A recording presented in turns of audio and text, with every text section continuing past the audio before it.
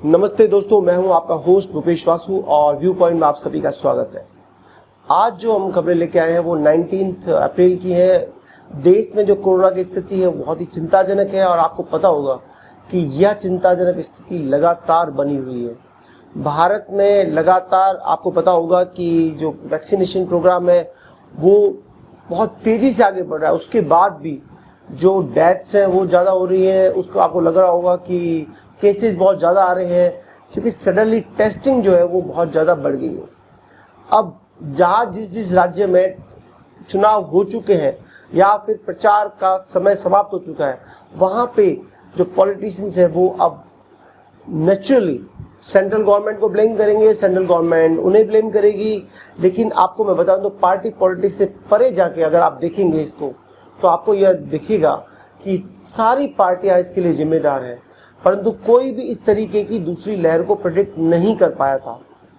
आपको पता होगा कि पूरे विश्व में जिस तरीके से दूसरी लहर आ रही है, उसमें जिस तरीके से केसेस बढ़ रहे हैं, उसके लिए किसी एक व्यक्ति को या किसी एक पार्टी को जिम्मेदार नहीं ठहराया जा सकता। परंतु क्या हमने सोशल डिस्टेंसिंग रखी थी? नहीं रखी थी।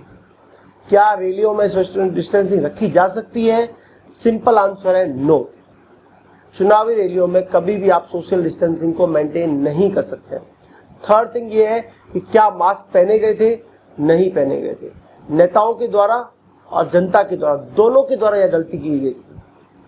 आप जब एक व्यक्ति का कार में बैठे व्यक्ति का चालान काटते हैं और उसको कहते हैं कि आपका चालान कट सकता है क्योंकि आपने मास्क नहीं पहना है, लेकिन जब चुनावी रैली हो रही है तब किसी भी व्यक्ति का कोई मास्क नहीं कटता है।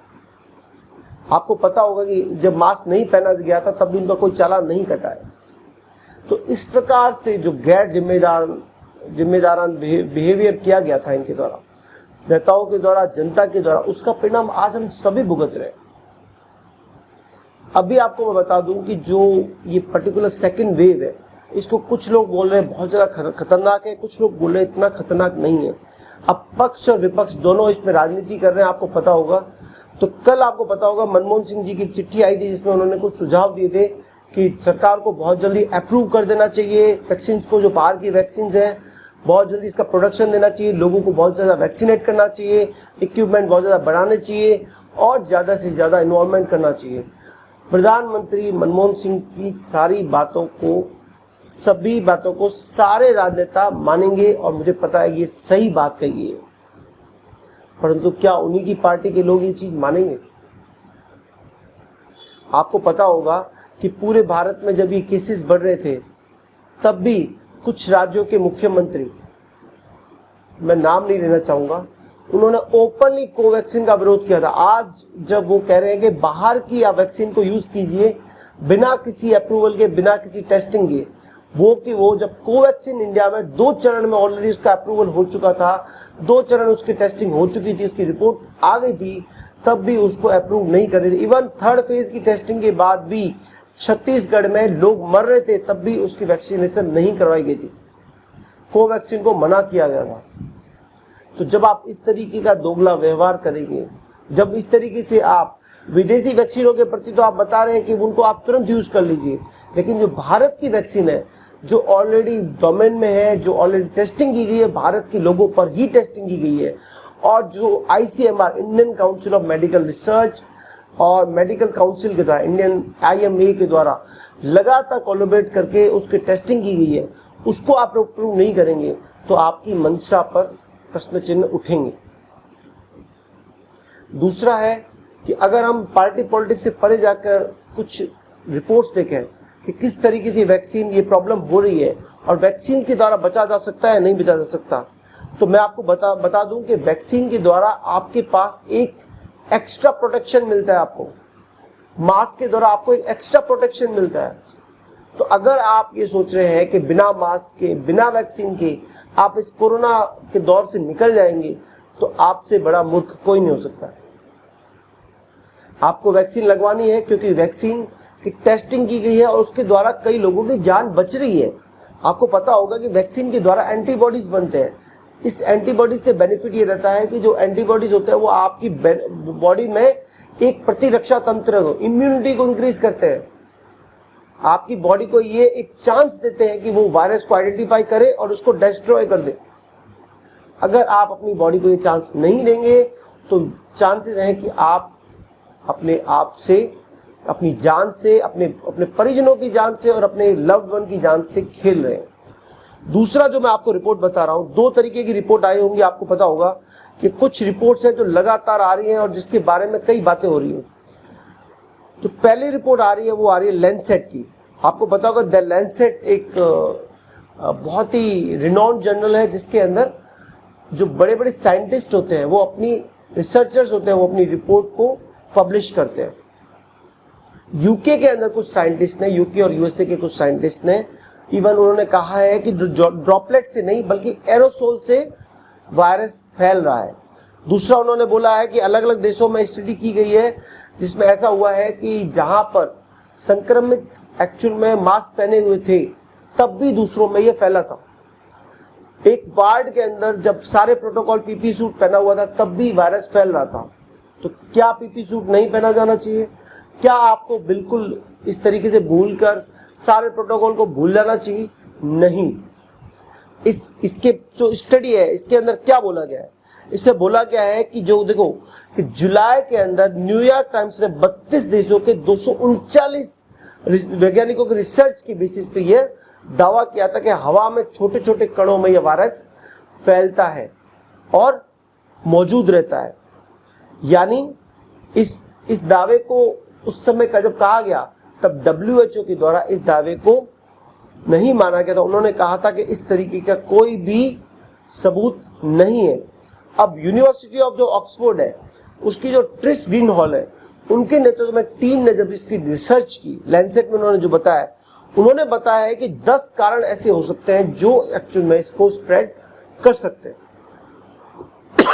Excuse me. जो पहला उन्होंने रिव्यू में बताया है कि 10 कारण है जो होता है सुपर स्प्रेडर इवेंट। जो फर्स्ट सुपर स्प्रेडर इवेंट जो हो सकता है वो होता है कि एक इन्फेक्टेड व्यक्ति से 53 इन्फेक्टेड लोग हो सकते हैं। जो इस पे कई स्टडी हुई है। अब वो भले ही आपस में मिले ना हो लेकिन कुछ दूरी पे रहने के बावजूद भी उनमें वायरस के लक्षण गए हैं। देखिए वायरस ऐसी चीज है जो अगर आप एक दूसरे के संपर्क में है या कुछ दूरी पर भी है तब भी वायरस आपको इन्फेक्ट कर सकता है। दूसरा आप उन्होंने बताया जो रिसर्च में उनका सेकंड पॉइंट है वो है कि जो पास वाला कमरा था, न्यूजीलैंड के अंदर उन्होंने स्टडी की तब उन्हें पता चला कि 2 लोग जो अलग अलग कमरों में बैठे हुए थे, एक दूसरे से मिले तक नहीं थे, फिर भी इन्फेक्शन एक रूम से दूसरे रूम गया था। अब ये कैसे हो सकता है कि जब आपका कम्युनिटी ट्रांसमिशन नहीं हो रहा हो और लॉन्ग रेंज ट्रांसमिशन हो रहा हो, वेंटिलेशन के थ्रू भी हो सकता है। थर्ड जो था कि बिना लक्षणों से भी ये ट्रांसमिशन हो सकता है। देखिए जरूरी नहीं है कि किसी व्यक्ति को खांसी हो रही हो, जुकाम हो तभी वो इन्फेक्शन फैला सकता है। इन लक्षणों के बिना भी चांसेस हैं कि आपके वायरस को स्प्रेड किया जा सकता है और ऐसा अभी हो रहा है। अब आपको बता दें कि 1/3 से करीब जो दुनिया भर में 60% जो वायरस है वो इन्हीं लोगों ने फैलाया है जिनमें सिम्टम्स नहीं थे, जिनको आप बोलते हो असिम्टोमेटिक। दूसरी बात, इंडोर में ही ज्यादा फैलता है न कि आउटडोर में। जब हवा ज्यादा स्प्रेड होती है तब इसके चांसेस होते हैं कि वो बहुत जल्दी उस स्थान से निकल जाए। परंतु अगर हवा बहुत कम जगह पे है, आप इंडोर में बैठे हैं और आप पास हैं, तो चांसेस है कि आप भी संक्रमित हो सकते हैं। जो उन्होंने और बताया है कि अस्पतालों में जो हॉस्पिटल्स हैं उनमें इन्फेक्शन फैला है, जबकि वहां पे पीपी सूट फैले गए थे क्योंकि वहां पे लगातार इन्फेक्शन नहीं किया गया था। डिसइंफेक्टेड जो स्प्रेज होते हैं वो नहीं फैलाए गए थे। तो 3 घंटे तक जो वायरस हवा में रहता है उसकी वजह से हो सकता है कि वो वायरस फैला गया हो सकता है वो पीपी सूट के ऊपर आ गया हो। दूसरी उन्होंने कहा कि हवा के सैंपल में भी वायरस मिले हैं। कुछ लेबोरेटरी में जब प्रयोग किए जिनमें इन्फेक्टेड लोगों को रखा गया था, जब वो चले गए उसके 3 घंटे बाद तक वायरस वहां पे रहने के सबूत मिले हैं। और सबसे लास्ट जो आई है वो एयर फिल्टर जो आते हैं उनमें भी ये वायरस मिला है, तो एरोसोल के थ्रू भी मिला है। अब इस पे यह जो रिपोर्ट आज अभी जो मैं आपको बता रहा था यह थी लैंसेट की रिपोर्ट। इसी रिपोर्ट के बेसिस पे जब गवर्नमेंट ने आज रिसर्च की है, तब गवर्नमेंट ने माना है कि यह वायरस एक्चुअल में कोविड-19 जो वायरस है वो एयर के थ्रू स्प्रेड हो सकता है, बट ये तब होगा जब आपके पास यह लगातार आप फैला रही हो। इसकी जो लिमिटेशन है, धूप में ये बहुत जल्दी समाप्त हो सकता है। आपको बता देता हूं कि ये जो वायरस है यह बहुत जल्दी खत्म हो जाता है, और इस प्रकार के वायरस के अंदर आप एक ही कार्य कर सकते हैं कि जितना हो सके आप बचें, जो इन्फेक्टेड लोग हैं उनसे आप दूर रहें, और जितना हो सके खुद को मास्क के द्वारा प्रोटेक्ट करें। क्योंकि जब भी ये सब चीज़ें सुनने में आ रही थी और जिस तरीके की चीज़ें आ रही थी, इसमें जब गवर्नमेंट के द्वारा रिसर्च किया गया तो एक डॉक्टर है, डॉक्टर राकेश कुमार मिश्रा, उनकी जो रिसर्च है वो डायरेक्टर है centre cellular and molecular biology Hyderabad की।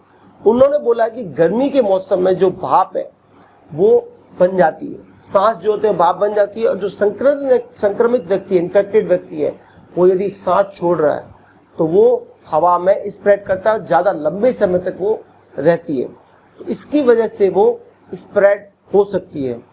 तो इसका यह मतलब नहीं है कि वो उनकी रिसर्च ये कह रही, देखिए उन्होंने भी अपनी रिसर्च की है।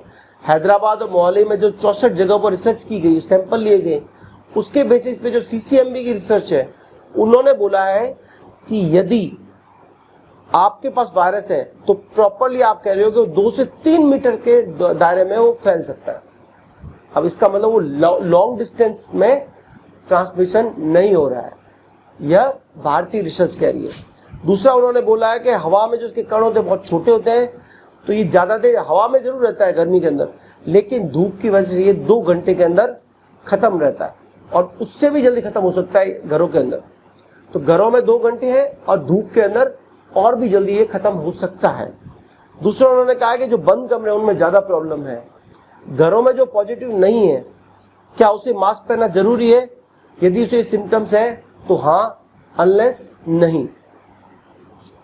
दफ्तरों में जो संक्रमण है उसकी चांसेस जो है वो ज़्यादा है, टॉयलेट्स में भी संक्रमण की चांसेस बहुत ज़्यादा है।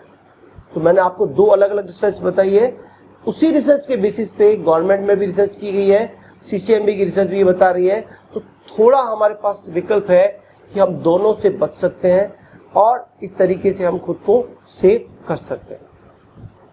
तीसरी बात जो निकल के आ रही है वो आ रही है एक नई मेडिसिन जो आपको मिल रही है, वो नेक्स्ट वीडियो में मैं आपको बताऊंगा नेक्स्ट मेडिसिन के बारे में, और कैसे कई सरकारों के द्वारा वेंटिलेटर्स को पिछले 1 साल में प्रयोग नहीं किया गया है। पता होगा आपको कि प्रधानमंत्री जो केयर था, प्रधानमंत्री केयर फंड जो थी, उसके अंदर जो आपको वेंटिलेटर्स अलग अलग राज्यों को दिए गए थे, कई राज्यों ने अभी भी उनके प्रयोग नहीं किए हैं।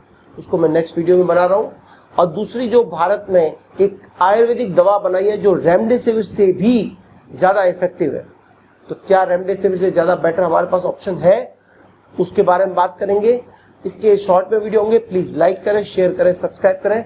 Thank you. मैं हूँ आपका होस्ट भूपेश वासु। वंदे मातरम। मास्क पहनिए, सेफ रहिए, घर में रहिए, लॉकडाउन का पूरा पालन कीजिए, और जितना हो सके आप अपने आप को और खुद के परिवार को सुरक्षित रखिए। जय हिंद, जय भारत।